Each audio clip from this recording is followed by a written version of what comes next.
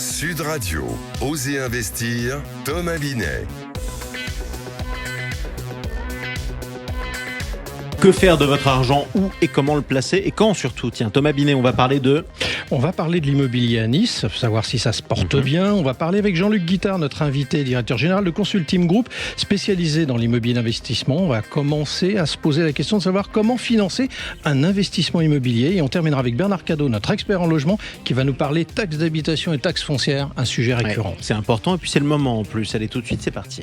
Au cœur des quartiers pour mieux vous conseiller, le réseau Century 21 et ses 960 agences immobilières vous présentent Sud Radio, Osez investir, le conseil de la semaine. Alors Thomas, cette semaine, vous nous parlez du marché de l'immobilier dans la belle ville de Nice. Il se porte bien, hein? Ça dépend, pas trop mal, mais ça dépend surtout du quel côté vous allez vous placer. Oui, évidemment, acheteurs, vendeurs. Il y a eu un ralentissement quand même des ventes en 2023, mais le marché reste soutenu grâce à une demande bien réelle. Alors il est évident que le marché des résidences secondaires n'est pas à négliger sur cette ville et sa périphérie. La FNAIM a donné ses chiffres sur les prix il y a quelques semaines. Et on constate... À Nice, le prix moyen des appartements se situe autour des 5 300 € du mètre carré, soit une croissance de 3,9% sur les 12 derniers mois, atteignant même les 5 654 € par mètre carré pour les appartements T1, démontrant ainsi un marché assez tonique. Alors quant aux maisons anciennes, les prix moyens se situent autour des 8 000 € du mètre carré. Et le marché de la location, il est dynamique ou pas? Oui, la tendance est haussière, avec des loyers qui ont évolué de 3,6% par rapport à la même période de l'année dernière. Oui, une augmentation. Donc, on a une ombre au tableau ou pas? Oui, et on en parlera avec Bernard Cadot tout à l'heure, c'est la taxe foncière. En 2024, Nice a décidé d'augmenter de 19,4% la taxe foncière, ce que le maire de Nice d'ailleurs appelle une hausse modérée. Oui. C'est la plus forte progression des villes de plus de 100 000 habitants. Il faut bien s'attacher quand même à tout regarder avant d'acheter. Oui, c'est le maire Christian Estrosi. Effectivement. Thomas, tout de suite, on accueille votre invité, Jean-Luc Guittard, directeur général de Consulting Group. Bienvenue à vous sur Sud Radio. Vous êtes spécialisé dans l'immobilier d'investissement depuis 1995. Vous avez dans votre réseau de professionnels de patrimoine commercialisé plus de 70 000 logements quand même. Vous êtes l'invité de Thomas Binet. Bonjour. Bonjour à vous Jean-Luc Guittard. Aujourd'hui, pour obtenir un financement, c'est notre sujet de ce matin, la banque. Votre banque étudie, mesdames, messieurs les auditeurs, votre profil, vos revenus, vos charges et détermine votre capacité d'emprunt. Alors du coup, vous sortez du bureau du banquier avec une proposition. Mais ça, c'était avant. Car la BCE, la Banque Centrale Européenne, en a décidé autrement avec la mise en place du, écoutez bien, CRR3. Jean-Luc Guittard, c'est quoi le CRR3 ? C'est quoi ce truc-là ? Alors, c'est une réglementation européenne qui fait obligation aux banques de vérifier la valeur de l'actif qu'elles financent. Aujourd'hui, en France, on raisonne plutôt sur notre capacité à rembourser notre crédit, sur nos revenus. D'accord ? Et le cas échéant, sur une partie de notre patrimoine productif de revenus. La BCE, mais toutes les banques en Europe, vérifient et doivent expertiser la valeur du bien qui doit permettre de garantir ou pas le crédit. Je vous arrête tout de suite là. Expertiser le bien par la banque, ça veut dire que nous-mêmes, j'ai un appartement à vendre, je sais que mon voisin l'a vendu, allez, on va dire n'importe quoi, 300 000 €, ce qui reste cohérent malgré tout. Ça suffira pas. La banque va venir expertiser mon bien pour savoir si ça vaut vraiment 300 000 €. Si je sollicite un crédit auprès de cette banque, elle est censée vérifier que ce qui va servir de garantie à son prêt a bien une valeur qui est vérifiée par un expert indépendant, pas par moi, parce qu'évidemment, je peux toujours donner la valeur que je veux. Mais donc cette vérification-là, elle est obligatoire en Europe. En Europe, on finance finalement des actifs. Donc c'est la valeur de l'actif qui fait le financement. En France, on finance des gens.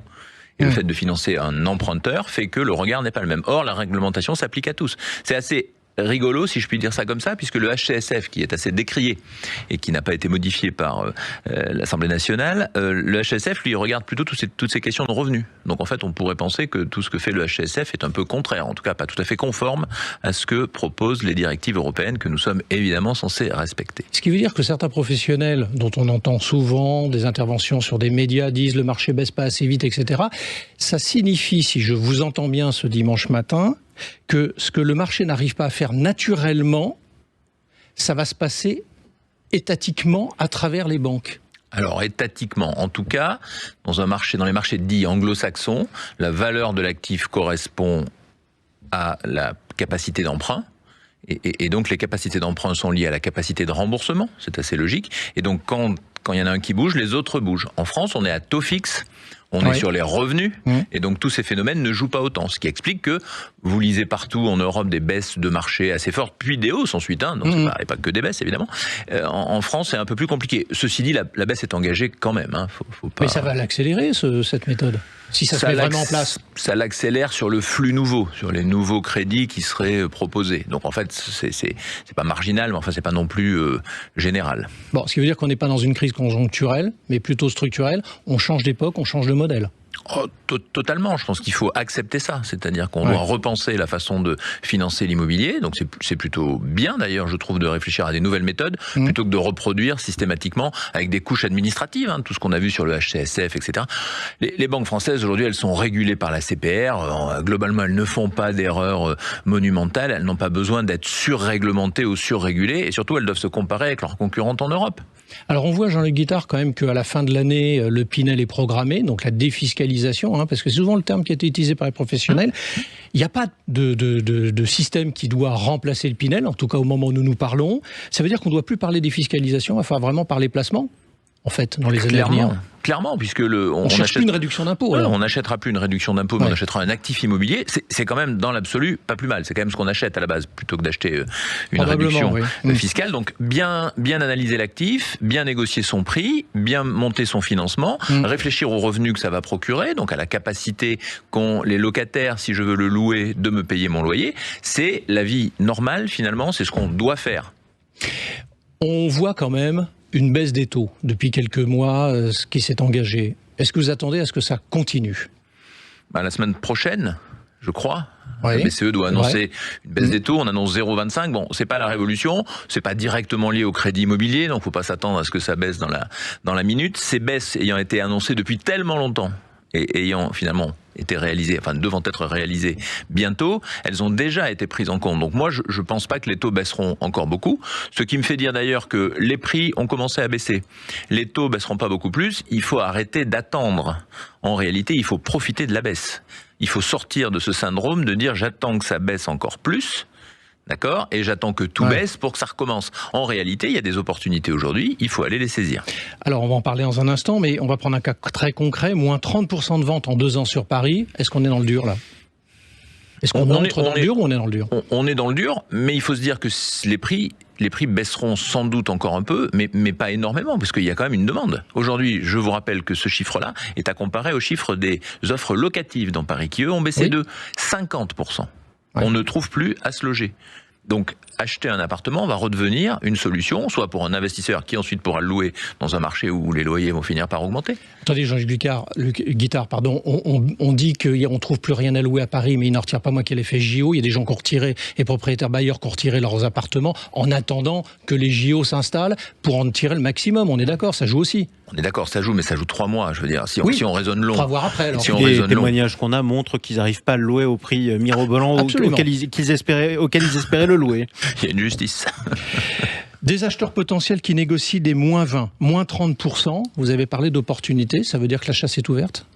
Complètement, puisque aujourd'hui la liquidité du marché, la capacité qu'on avait historiquement à vendre son bien, on avait plus d'acheteurs que de vendeurs, pour le faire simplement. Aujourd'hui, ces proportions s'inversent, les gens sont beaucoup plus sélectifs, et dans l'état d'esprit de dire « j'ai du mal à me financer », 2, je voudrais bénéficier de la baisse de prix. Je dis aux vendeurs, cher vendeur, moi je garantis que j'aurai mon crédit, donc ça a une certaine valeur, d'accord ? Et donc je veux payer moins cher. Et comme il n'y a pas 50 acheteurs, le vendeur, pas tous, ça dépend des biens, ça dépend des lieux, mais le vendeur est beaucoup plus enclin à consentir une baisse du prix. Mon ultime question pour vous, Jean-Luc Guittard, c'est le moment d'y aller, c'est très clair pour vous ?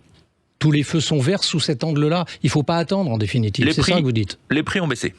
Les taux sont revenus dans une zone qui est raisonnable. En France, on aura, et en Europe, une inflation à 2%, à peu près, en moyenne. Donc à partir de là, on aura des taux à 3. Vous voyez ce que je veux dire ? On n'est pas très loin du... Voilà. Donc dans cette zone-là, il faut investir, il faut profiter. Le jour où ça remontera, on dira « Ah, mince !» J'aurais dû. On a trop attendu. Merci à vous. Eh bien, on écoutera bien, en tout cas, et on réécoutera ce que vous nous aurez dit. Merci Jean-Luc Guittard. Je rappelle que vous êtes le directeur général de Consultim Group. Intergestion REM, spécialiste de l'épargne en SCPI depuis plus de 30 ans, présente Sud Radio, Osez investir, le coin de l'expert. Expert aujourd'hui, c'est Bernard Cadot, consultant en logement. On va parler avec Bernard Cadot de la suppression de la taxe d'habitation, Thomas. Oui, Jean-Marie, parce que cette suppression de la taxe d'habitation qui a été vécue par les contribuables à l'époque était une si bonne nouvelle que cela, on ne sait pas. On va savoir ça dans un instant avec Bernard Cadot. On se souvient quand même que c'était une promesse de campagne du candidat Emmanuel Macron. Mais Bernard, pour revenir un instant en arrière, c'était quoi l'idée à l'origine qui a motivé ça ? Emmanuel Macron avait proposé de maintenir la taxe d'habitation pour les 20% de contribuables les plus riches. Sauf que le Conseil constitutionnel est passé par là et a déclaré cette disposition non conforme à la loi. C'est tout le monde ou personne. Car le postulat de départ était de redonner du pouvoir d'achat aux Français et ce fut fait puisque, très concrètement, une très très large majorité de nos concitoyens n'ont plus à s'acquitter de cette taxe. Les derniers à la payer restent les propriétaires de résidences secondaires et d'appartements vides. Alors, c'est une très bonne nouvelle pour les contribuables, d'après vous ? Vu de loin, certainement, mais quand on regarde de près, c'est un petit peu différent. Tout d'abord, les premières victimes, ce sont les collectivités locales qui reçoivent la taxe d'habitation, qui recevaient la taxe d'habitation et qui pouvaient alors établir un budget prévisionnel d'investissement, notamment en matière de construction de nouveaux logements dans leur commune. Cette disparition rend très frileux les maires qui ne savent pas comment financer tel ou tel équipement public indispensable pour accueillir les nouveaux arrivants. Comment leur demander de construire plus de logements sans leur donner les outils de pilotage budgétaire ? C'est vraiment un pari risqué. Alors, est-ce que vous voyez d'autres risques que celui de la construction, justement ?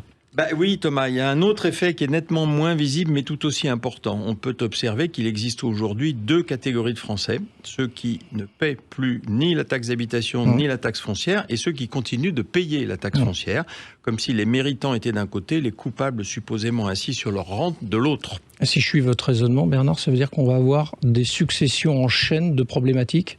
Il faut bien admettre que c'est un problème pour l'économie en général et l'économie du logement en particulier. La France a un impérieux besoin d'investisseurs privés susceptibles de mettre un maximum de logements sur le marché pénurique de la location. Il ne suffit pas de le vouloir, encore faut-il faire envie.